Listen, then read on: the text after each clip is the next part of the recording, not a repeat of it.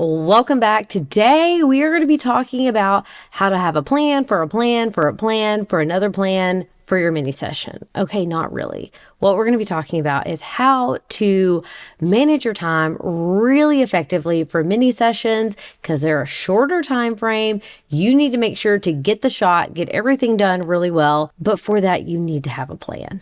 I'm pretty sure that's what mini sessions are. It's just like having a whole bunch of plans for a whole bunch of different things. There's a marketing plan. There's a posing plan. There's a plan for all of it. But in this video, I am going to be talking about how to plan to manage your time effectively so that your day goes really smoothly. If we haven't met yet, hi, I'm Kayla Brent. I'm a photographer and I help photographers start and grow their businesses really, really well. And one way I teach that is by having them offer mini sessions, but doing it very, very strategically. And that starts with the plan. I'm just going to keep saying that. It's all about a plan. You got to have a plan, a good plan, a strategic plan. But with this plan, we want to make sure that we are not rushed for our sessions, that we get the shot that we want to have, that everything goes really smoothly. And before I jump into those, make sure to give this video a thumbs up, subscribe to the YouTube channel, and as always, if you have any questions at all, comment below. I'll be happy to answer them. Okay, the very first thing is have a plan. I'm kidding, kind of. But you do need to have a plan for where you want your clients to park. This is huge. This is huge if you are doing them outdoors or if you're doing them in a studio. It does not matter. Parking is an issue and can be a really big deal if you don't have a plan. So here's what I do. I communicate really, really well to them where they are to park.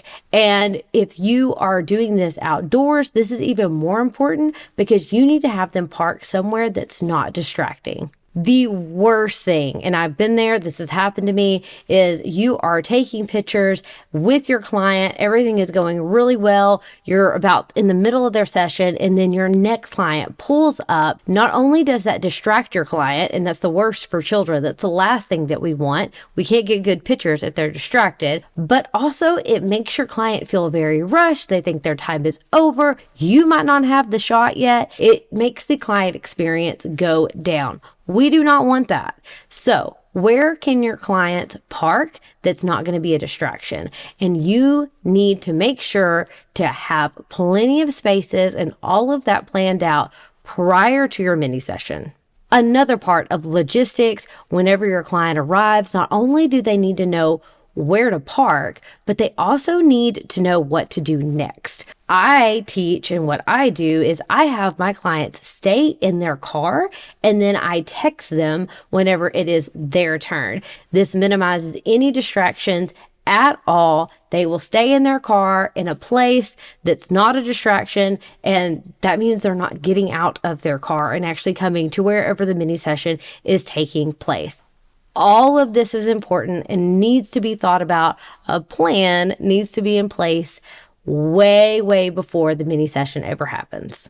Okay, great. You figured out parking. You know exactly what you want your clients to do.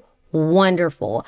The next big component of this is communicating it with your client. It doesn't matter how good your plan is if no one knows about it. So make sure your clients know. One email is not enough unless you get a response from that email. That's what I've started doing, because even though I write emails and I bold and I add all the emojis and I do all the things, it's got the little red flashing emoji. Y'all know which one I'm talking about. It doesn't actually flash. I kind of wish it would. It doesn't. But I put all that in the email, and still I had a client walk into my studio when I'm supposed to text them. They interrupted my session, and I just politely asked them to wait for me to text them like the email told them to do. So now what I do is I actually have them respond to the email. If I don't get a response, then I reach back out, making sure they know all of the policies, aka the plan.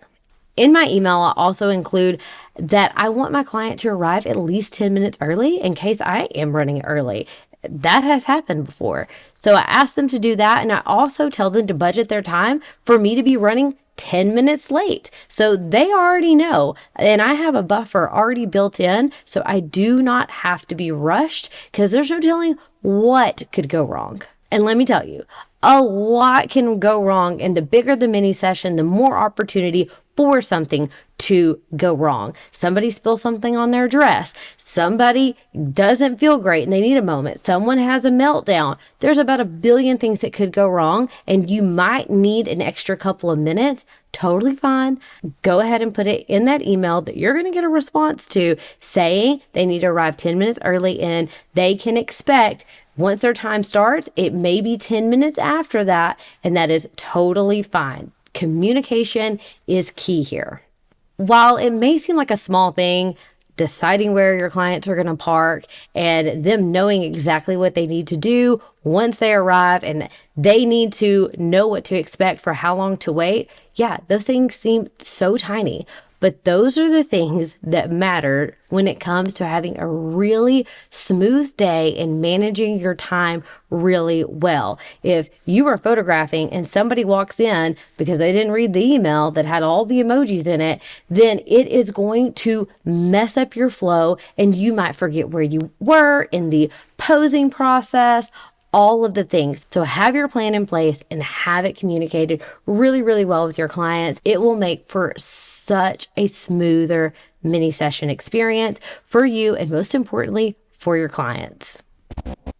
Hey, sorry to interrupt. I have to let you know, as a YouTube subscriber, you are getting 50% off of my program, Mini Session Blueprint. All you have to do is use code YouTube whenever you are checking out. This program is my marketing strategy of how I get people to purchase my mini sessions. So I go over email marketing, I go over social media marketing, and I let you know how I've taken a page from Taylor Swift's book to market my mini sessions.